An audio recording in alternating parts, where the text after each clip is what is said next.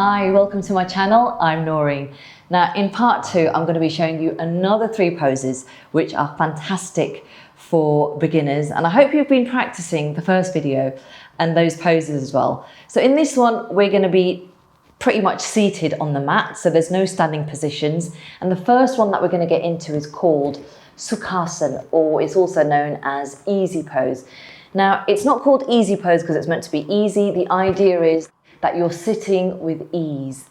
Now, to get into Sukhasana, just come into any comfortable cross-legged position. So whether you want to sit like this, or you want to sit and bring in the sort of left leg forward, right, whichever feels comfortable for you. Sit in any position where you feel that your knees and your whole body feels comfortable, because once you find that position, it will be used a lot for meditation and just generally for sitting this way. If you just want to, relax your mind and close your eyes and have a bit of time out, just make sure that your spine is lengthened, so there's no slouching. And if for any reason you have any problems with your knees, come out of this position. Don't put any extra strain on yourself. But again, if it's a little bit uncomfortable, that's fine, because the more you practice, the easier it will become, and hopefully you'll start building up more flexibility in your knees and your inner thighs. And a little tip for you, if you roll up, fold up a blanket or a towel and sit on that, that will give you an extra bit of height, which will make sitting in this position a lot easier. Like I said, again, it's totally your choice whether you want to sit like this or like this. But once you've found that position, just then put your hands on your knees, lengthen through the spine, lifting up through the crown of the head as well. And then just close your eyes. And we'll just do a little bit of breathing. So breathe in through your nose and breathe out through the mouth. And now we'll just breathe in and out through the nose. So take a deep breath in through the nose and breathe out through your nose. And just gently now open your eyes. It's fantastic to just sit in Sukhasana at any point during the day. If you just want a bit of time out and just want to almost like meditate, this is the position you need. Okay, the next one that we're going to get into is called a Seated Spinal Twist. So it's Parivritta Sukhasana. Now, the next position involves a bit of a twist. Now, when you twist in yoga, what you're actually doing is massaging your internal organs. So it's fantastic to do these twisting poses. So to come into Seated Spinal Twist, again, we start off in Sukhasana. Now what we're going to do is just take the right hand and put that on your left knee, and your left hand will come out and just rest on the floor behind you. So you'll start off like this. Then you'll lengthen the spine and inhale.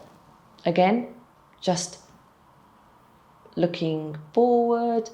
And then as you exhale, you're going to slowly start turning your head and the top half of your body and gazing over your left shoulder.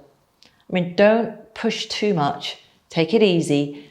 Be gentle on yourself, because the more you do this, the more you'll find that you're able to twist as well. So again, so you inhale as you lengthen, and then on the exhale, start twisting and looking over your left shoulder.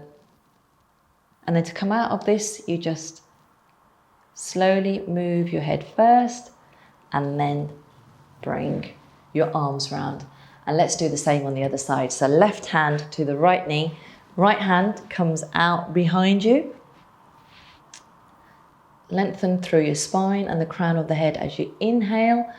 And then on the exhale, slowly start turning your head and your torso and looking over your right shoulder if possible. But if you find you're just here, that's fine. Don't push and put too much pressure on your neck.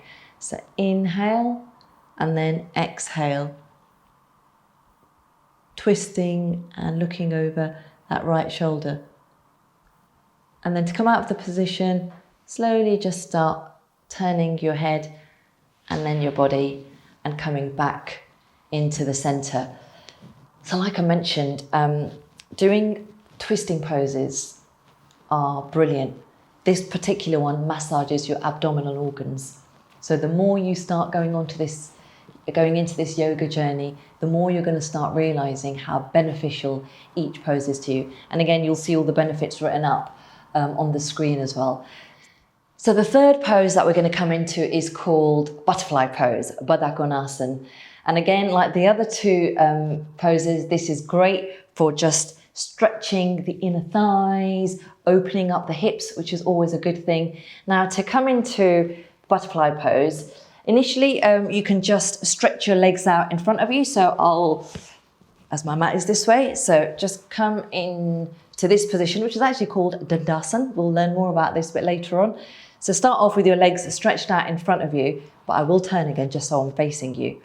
And then you want to start drawing your legs and feet in towards the pelvic area. So bring them to wherever feels comfortable. So if you find you can only take them to that position, like that diamond position, that's fine. But the more you practice, the more you'll find that you are able to slowly bring the heels closer to the pelvic area. And once you've got them there, soles of the feet touching if possible.